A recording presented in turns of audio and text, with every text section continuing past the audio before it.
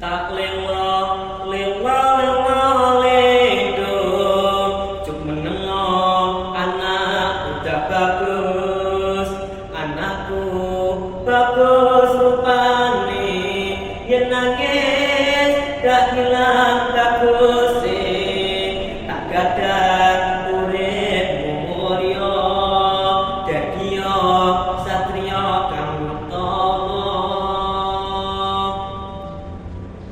Assalamualaikum warahmatullahi wabarakatuh.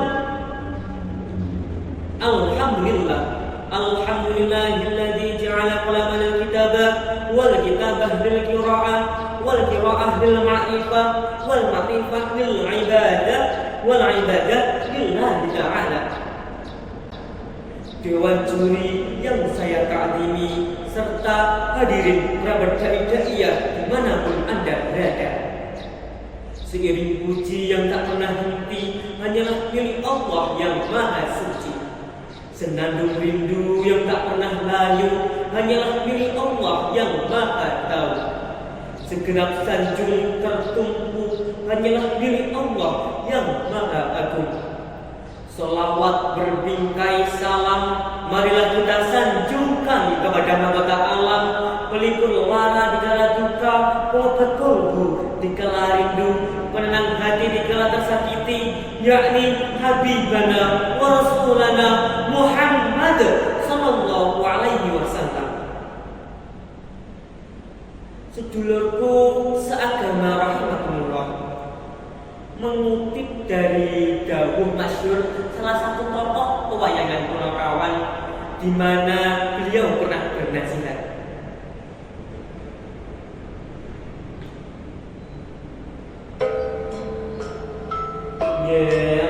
Anakku sarang kae dagelan jagat sing lagi rebutan kadonya lan pangkat rumangsane wis paling kuat mati lali yen besok bakal kiamat.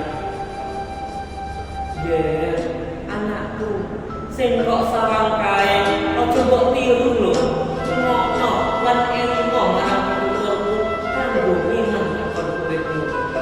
Sugih kuwi dudu Mas Pices Rajagana, ananging sugih kuwi jembareng nyati kaya segara iso nampa pastining Gusti kang Maha Kuwasa.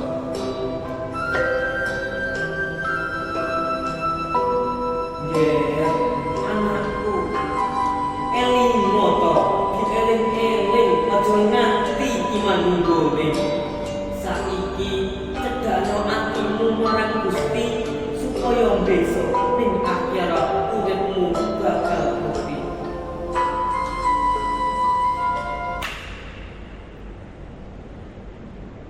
Saudaraku, oleh karena itu agar dapat dijadikan sebagai pedoman dan masuk ke dalam akal, hati dan pikiran, izinkanlah saya untuk menyampaikan tausiah yang berjudul Generasi Muda Islam sebagai penerus suri tauladan kehidupan. Hadirin rahimakumullah, 15 abad yang lalu kita umat manusia dituntut untuk keluar dari belenggu kebodohan untuk mencapai tatanan kehidupan yang lebih maju dalam berbagai bidang.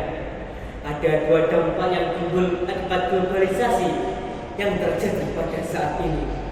Yang pertama adalah dampak positif. Kita dapat menjelajahi dunia tanpa batas. Kita dapat memperoleh informasi tanpa kendala jarak dan waktu. Informasi tersebut dapat kita peroleh hanya dengan genggaman tangan saja. Belajar menjadi lebih mudah dapat dilakukan di mana saja dan kapan saja semau kita.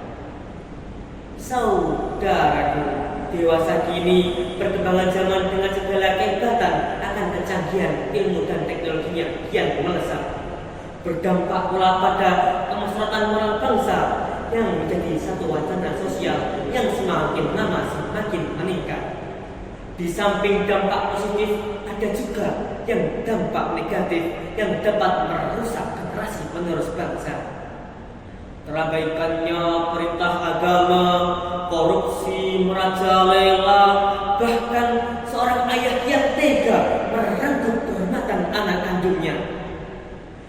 Kitab yang dijunjung tinggi sejak zaman Nabi dan para sahabatnya, kini tinggal segelintir saja orang yang mengamalkannya. Seasing itukah Islam di mata kita semua? Sesuai dalam hadis Nabi yang berbunyi, "Bada al-Islam ghoriban, masa yang mutu kama bada ghoriban."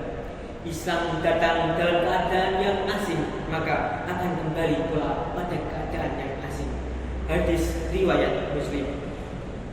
Oleh karena itu hadirin, iptek dan iptak harus seiring, sejalan dan senada, karena keduanya saling mempengaruhi satu sama lain. Sebagaimana Albert Einstein telah mengatakan, "Science without religion is blind, and religion without science is blind." Ilmu pengetahuan tanpa agama buta, dan agama tanpa ilmu pengetahuan itu lemah. Dari uraian singkat di atas dapat saya simpulkan bahwasanya kita sebagai generasi penerus harus waspada akan dampak negatif dari globalisasi. Dan yang kedua, kita harus pandai-pandai menggunakan alat modern untuk sarana dakwah Islam. Dan yang ketiga, kita harus merasa tanggung jawab kepada Allah Subhanahu wa taala akan amanah yang diberikan kepada kita untuk meneruskan ajaran agama Islam. Demikianlah yang dapat saya sampaikan. Berpikir sejenak bahwa kita adalah insan yang banyak ketidakmampuan.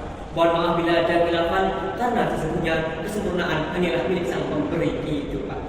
Undur maqala wala tandur man qala. Assalamualaikum